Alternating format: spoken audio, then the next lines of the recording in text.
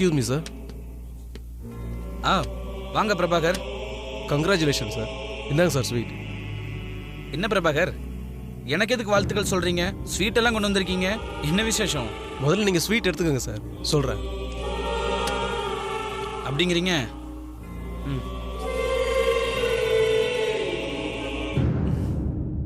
Thank you Prabhakar. நீங்கள் first sign பண்ண 2 ப்ராஜெக்ட்டுமே நல்ல லாபத்தை கொடுத்துருக்கு சார்.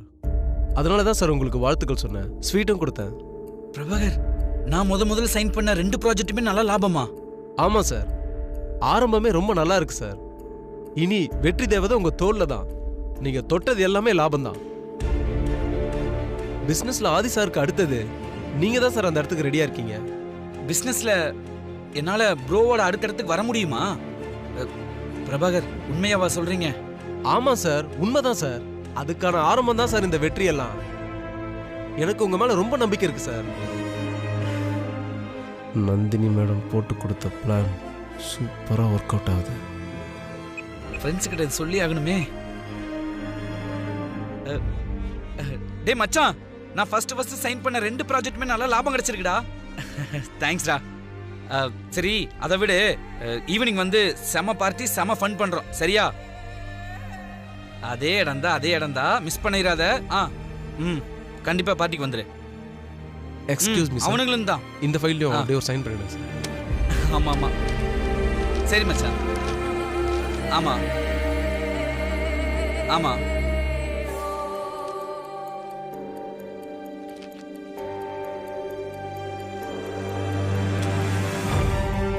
சரியா? ஓகேடா, பை. அடுத்து யாரு கூப்பிட்டு சொல்லலாம்?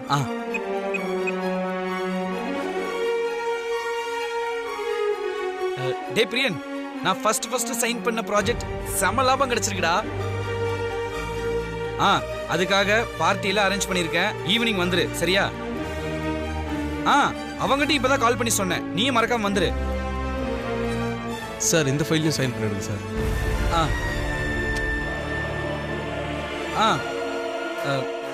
இதுலயும் சைன் பண்ணுமா?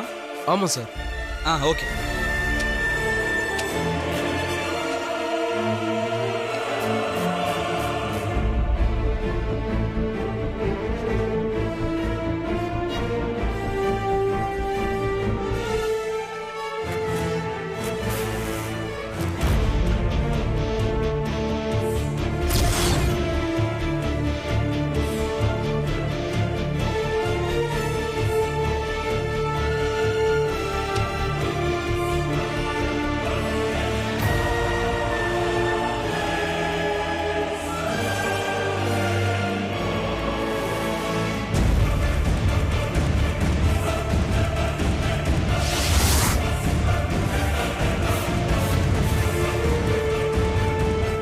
என்ன சார், உங்க வெற்றியை செலிப்ரேட் பண்ண உங்க ஃப்ரெண்ட்ஸ் எல்லாம் பார்ட்டி கேட்கறாங்களா?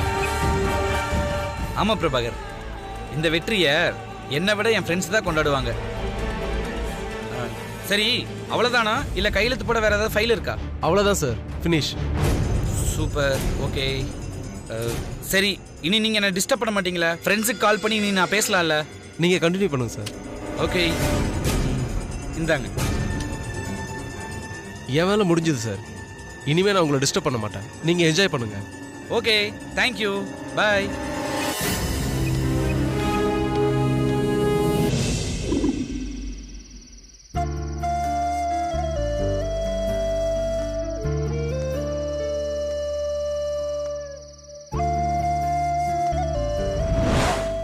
ஒரு சில பேருக்கு மட்டும் தெரிஞ்ச உன்னோட ரகசியம் புதுசா இன்னொருத்தருக்கு தெரிய போகுது. பார்வதி,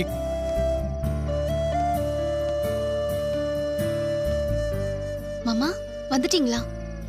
இப்படி சிரிச்ச முகமா இருந்தா பாக்குறதுக்கு எவ்வளவு சந்தோஷமா இருக்கு. அதை விட்டுட்டு முகத்தை ஏன் சோகமா வச்சிருந்த? இல்லையே, நான் முகத்தை சோகமால வச்சுக்கலையே, சிரிச்ச முகமா தான் இருக்கேன். இல்லையே, நான் வரும்போது உன் முகம் சோகமா இருந்ததை நான் பார்த்தேன். என்னை பார்த்த உடனே நீ முகத்தை மாத்திக்கிட்ட. எதுக்காக சோகமா இருக்க? என்னாச்சு உனக்கு? கோவிலுக்கு போயிருந்த மாமா, அங்க நான் வழக்கமா பாக்குற தாத்தாவை பார்த்தேன். தாத்தா என்ன சொன்னாரு? என்னோட தாலி ரகசியம் புதுசா இன்னொருத்தருக்கு தெரிய வரும்னு சொன்னாரு. இதுக்கு போய் ஏன் கவலைப்படுற? என்ன மாமா இப்படி சாதாரணமா கேட்டுட்டீங்க? அந்த தாத்தா சொன்னா சொன்ன மாதிரி நடக்கும். அந்த ஒருத்தர் யாரா இருக்கும்? அது எங்க அப்பாவா இருக்குமா இல்ல அம்மாவா இருக்குமான்னு நினைச்சு நான் ரொம்ப பயந்து போயிருக்கேன். எதுக்கு பயப்படுற? என் மாமனாருக்கு நம்ம காதல் விஷயத்தை பத்தி தெரியும். நம்ம கல்யாணம் ஆன விஷயமும் தெரியட்டுமே. நமக்கு ஒரு வேலை மிச்சம் தானே. நானே ரொம்ப பயந்து போயிருக்கேன். நீங்க இன்னும் பயமுறுத்துறீங்க மாமா. இங்க பாரு, இனி பயந்து எதுவும் ஆக போறதில்ல. நம்ம கல்யாணம் ஆன விஷயம் என் மாமனாருக்கு தெரிஞ்சாலும் சரி, இல்லை உன் மாமியாருக்கு தெரிஞ்சாலும் சரி, அதனால நமக்கு எந்த பிரச்சனையும் வராத வரைக்கும் சந்தோஷம்தான். அப்படியே பிரச்சனை வந்தாலும் ரொம்ப சந்தோஷம். அதுவும் நல்லதுக்காக தான். என்ன மாமா சொல்றீங்க? பிரச்சனை வந்தா நல்லதா? ஆமா, எந்த ஒரு விஷயத்துலையும் பிரச்சனைன்னு ஒன்று வந்தா கண்டிப்பா அதுக்கு தீர்வுன்னு ஒன்று கிடைக்கும். நம்மளும் இன்னும் எத்தனை நாளைக்கு தான் இப்படி பயந்து பயந்து மறைஞ்சு சந்திக்கிறது? பிரச்சனை வரட்டும், ஒரு முடிவு கிடைக்கும். மாமா, நீங்க பேசுறத பார்த்தா எனக்கு ரொம்ப பயமா இருக்கு. இப்போ எதுக்கு பயப்படுற? நான் தான் ஊர்லேருந்து வரும்போது உன்கிட்ட சொன்னேனே, நீ மட்டும் என் பக்கத்தில் இருந்தா இந்த உலகமே எதிர்த்தாலும் நான் ஜெயிச்சு காட்டுவேன். தைரியமா இரு, சந்தோஷமா இரு. சரி, நீங்க வந்த உடனே கேட்கணும்னு நினைச்சேன். எங்க போயிட்டு வரீங்க? தீபக்கை பார்க்க ஹாஸ்பிட்டல் போயிட்டு வரேன். அவருக்கு உடம்பு எப்படி இருக்கு? ஏதாவது முன்னேற்றம் இருக்கா? ஒரு முன்னேற்றமும் இல்லை, இன்னும் நிலைமை மோசமாக தான் இருக்கு. தீபக் மட்டும் கொஞ்சம் குணமாகி மித்ரா பற்றின ஆதாரம்லாம் கையில் கிடச்சிதுன்னா அம்மா கிட்ட உண்மையை நிரூபிச்சு அவளை வீட்டை விட்டு வெளியே துரத்தணும். மாமா, நான் லேட்டா வீட்டுக்கு போனா அப்பா சந்தேகப்படுவாரு. நான் கிளம்புறேன். சரி, நீ தாத்தா சொன்னதையும் நினச்சி கவலைப்பட்டுட்டு இருக்காத. தைரியமா சந்தோஷமா இரு, நான் இருக்கேன்.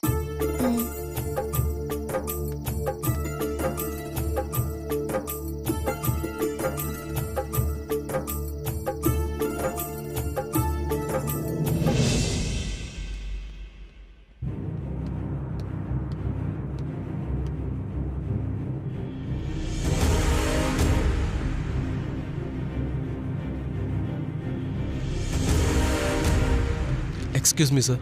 சொல்லுங்க.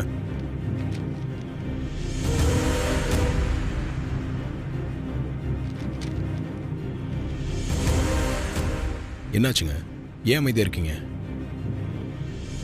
சைன் எதனா வாங்கினா ஃபைலை கொடுங்க. சொல்றதுக்கு ஏதாவது இருந்தா சொல்லுங்க. இப்படி அமைதியா நின்றுட்டு இருந்தா என்ன அர்த்தம்? அது வந்து சார், இப்போதான் நீங்கள் ஆஃபீஸ்க்கு வந்திருக்கீங்க. வந்த உடனே இந்த விஷயத்தை எப்படி சொல்கிறதுன்னு கொஞ்சம் தயக்கமாக இருந்துச்சு சார். அதே நேரத்தில் சொல்லாமலே இருக்க முடியல சார். இந்த பில்டப் எல்லாம் வேணாம் பிரபாகர். என்ன விஷயம் டக்குன்னு சொல்லுங்கள். நம்ம டெக்ஸ்டைல் கம்பெனிக்கு ஃபாரின்லேருந்து மெட்டீரியல் இறக்குமதி பண்ணியிருக்கோம். புதுசாக ஒரு கான்ட்ராக்டருக்கு அப்ரூவல் கொடுத்ததுனால நமக்கு 50 கோடி ரூபாய் நஷ்டம் ஏற்பட்டிருக்கு சார். என்னது, 50 கோடியா? என்ன பிரச்சனை? எதனால லாஸ்? அந்த மெட்டீரியல்லாம் குவாலிட்டி இல்லைன்னு நம்ம குவாலிட்டி கண்ட்ரோலர் சொல்கிறாரு.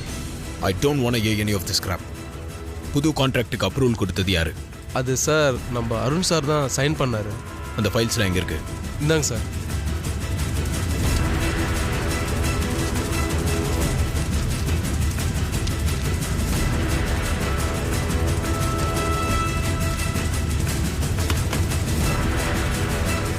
சொல்லுங்க சார். Hello sir. அருண் உடனே ரூமுக்கு வர சொல்லுங்க. அருண் சார் இன்னும் ஆஃபீஸ் வரல சார்.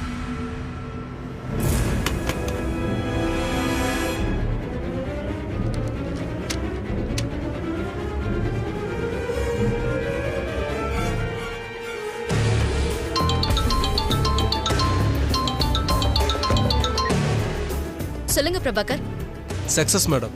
அருண் கழுத்து போட்ட விஷயம், அதனால 50 கோடி லாஸ் எல்லாமே ஆதிக்கு தெரிஞ்சு போச்சா? தெரிய வச்சுட்டேன் மேடம். ஆதி சார் பயங்கர டென்ஷன் ஆயிட்டாரு. அருணை கூப்பிட சொன்னாரு. அருண் சார் இன்னும் ஆபீஸ்க்கு வரலன்னு தெரிஞ்சதும் உடனே டென்ஷன் ஆகி கோவமா எழுந்திருச்சு போயிட்டாரு. ஆதியோட அந்த கோவம் தான் அந்த குடும்பத்துல பெரிய குழப்பத்துக்கு புளியர் சுழிய போட போகுது. நான் இதுக்காக தான் வெயிட் பண்ணிக்கிட்டு இருந்தேன். இனி நான் பாத்துக்கிறேன். Okay madam. வேலையை கச்சிதமா முடிச்சதுக்கு உங்களுக்கு சேர வேண்டியது கண்டிப்பா வந்து சேரும். Thank you madam.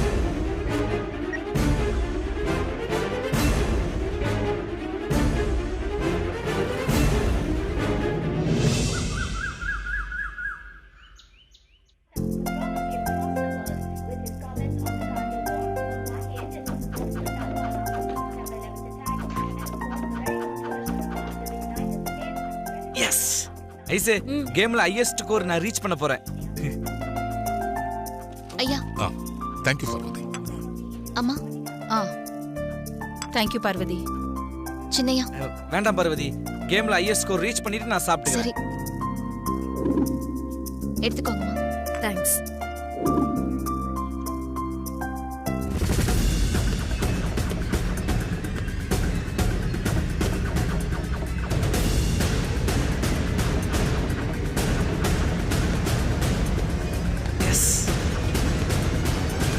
Hi bro. பெரிய டீ? இல்லை வேண்டாம் பார்வதி. டேய் உன்கிட்ட கொஞ்சம் பேசணும்.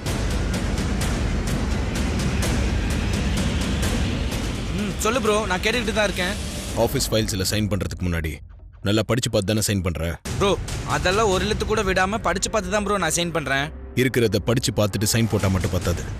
அதை நல்லா புரிஞ்சுக்கிட்டு அதனால என்ன ப்ராப்ளம் வரும்னு தெரிஞ்சுட்டு கையெழுத்து போடணும்.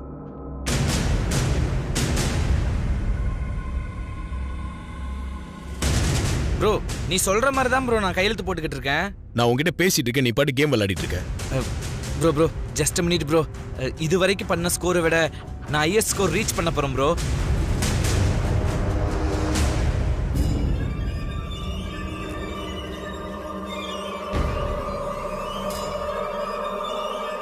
S bro, highest score reach பண்ணிட்டேன் ப்ரோ.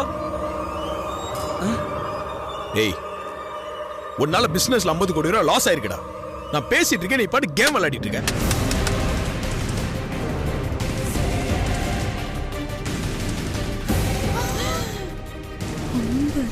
கோடியா?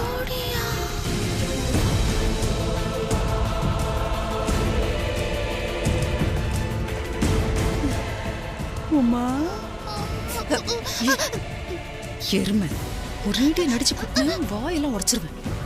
நீ பாருடி, வீட்ல ஃபைட் சீன் ரொம்ப ஹெவியா இருக்கும் போல இருக்கு. என்ஜாய் பண்றதுக்கு ரெடி ஆயிடு.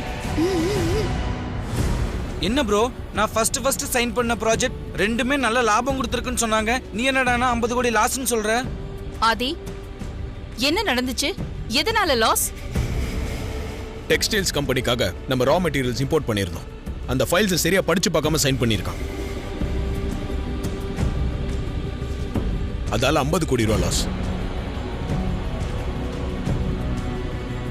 படிச்சவன் தானே நீ, படிச்சு பார்த்து ஃபைல்ல சைன் பண்ண மாட்டியா அருண்? முடிவெடுக்கிற இடத்துல இருக்கிற நீ எவ்வளவு பொறுப்பா நடந்திருக்கணும். அதை விட்டுட்டு ஒரு முட்டாள் மாதிரி நடந்திருக்க.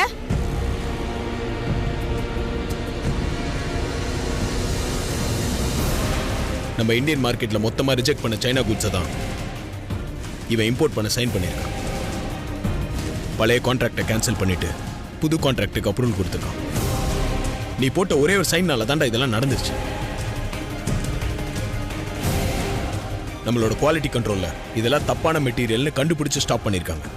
இல்லனா மொத்தமா நம்ம கம்பெனியோட குட்வில்லே டேமேஜ் ஆயிருக்கும். நடந்திருக்கணும். நீ ஃபைலை நல்லா படிச்சு பார்த்திருந்தா இதெல்லாம் நடந்திருக்குமாடா? ஃபைலை கொண்டு வந்து நீட்னா நீ என்ன ஆட்டோகிராஃபா போடுற? அப்படியே கையெழுத்து போட்டுருவியா? அறிவில்லடா உனக்கு?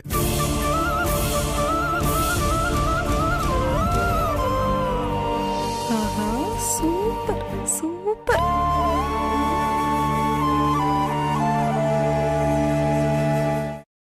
அருண், இன்னும் எத்தனை நாளைக்கு தான் இப்படி பொறுப்பு இல்லாம விளையாட்டுத்தனமாவே இருக்க போற?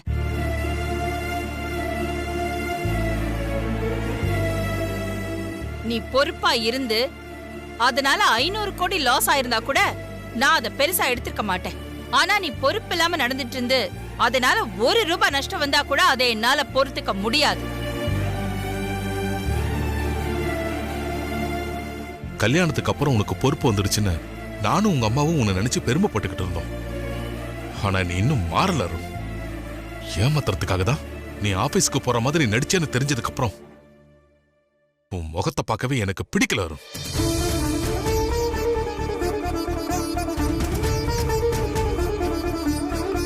ஆஹா, நம்ம பங்குக்கு நம்ம தான் சொல்லணுமே. அருண், என்ன அருண் இதெல்லாம்? இப்படியா பொறுப்பு இல்லாம நடந்துக்கிறது? உனக்கு இப்ப கல்யாணம் ஆயிடுச்சு, அது உனக்கு ஞாபகம் இருக்கா இல்லையா? ஐஸ்வர்யாவை பாரு, எவ்வளவு பொறுப்பா ஹோட்டல்ல நிர்வாகம் பண்ணிட்டு இருக்கா. உனக்கு தெரியலன்னா அவகிட்ட கேட்டு கத்துக்க வேண்டியதானே?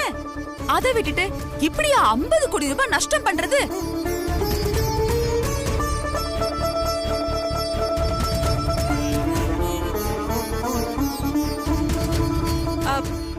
அதுக்கு இல்ல, பண கஷ்டம் வந்தா கூட பரவாயில்லையே அருண்.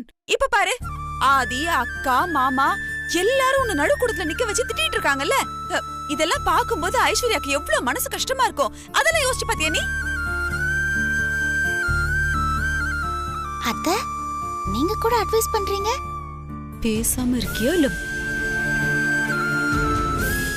இனிமேல் இந்த மாதிரி பொறுப்பு இல்லாம இதுல எது நடந்துக்கிட்ட அப்புறம் நான் பார்த்து சும்மா இருக்க மாட்டேன். இதான் நான் உனக்கு கொடுக்குற லாஸ்ட் வார்னிங். பார்த்து பொறுப்பா நடந்துக்க.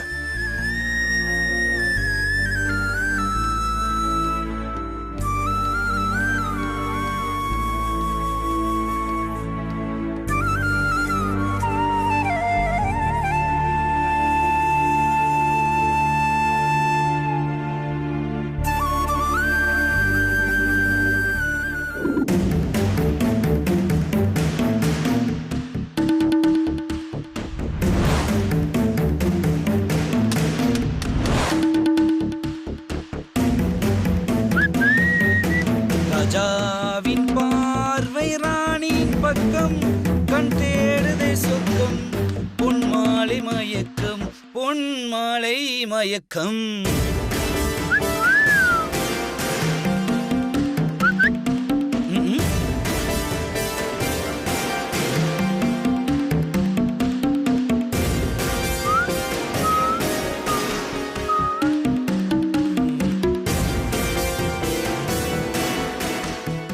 என்னாச்சு இவளுக்கு? ஏன் ஒரு மாதிரி உட்காந்துக்கிட்டு இருக்கா? என்ன வேற கோவமா பாக்குறாளே. ஒருவேளை பாடின பாட்டு பிடிக்கலையா?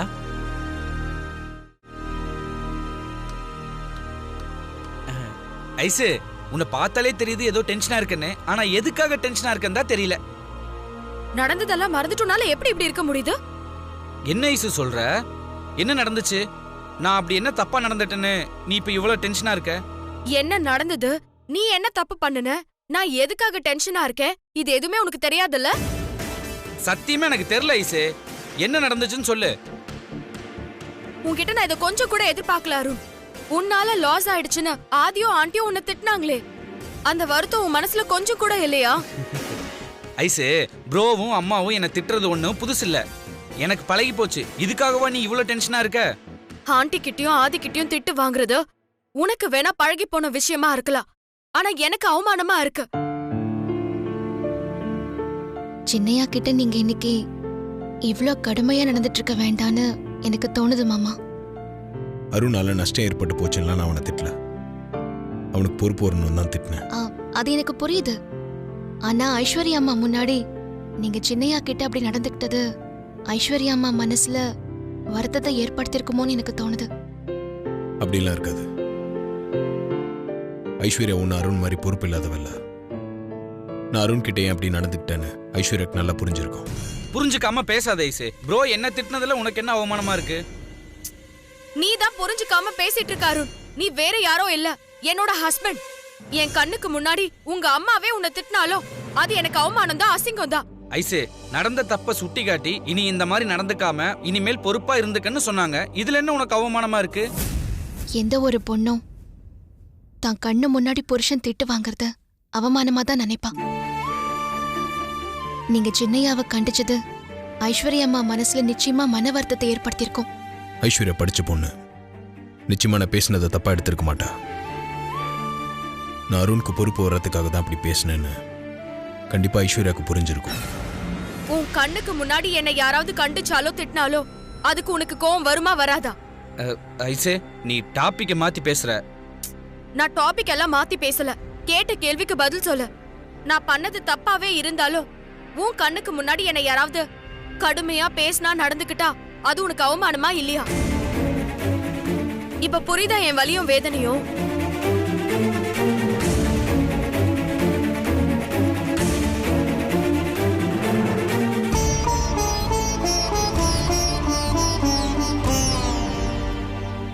என்ன யோசிச்சுட்டு இருக்க? ஒன்னும் இல்ல மாமா.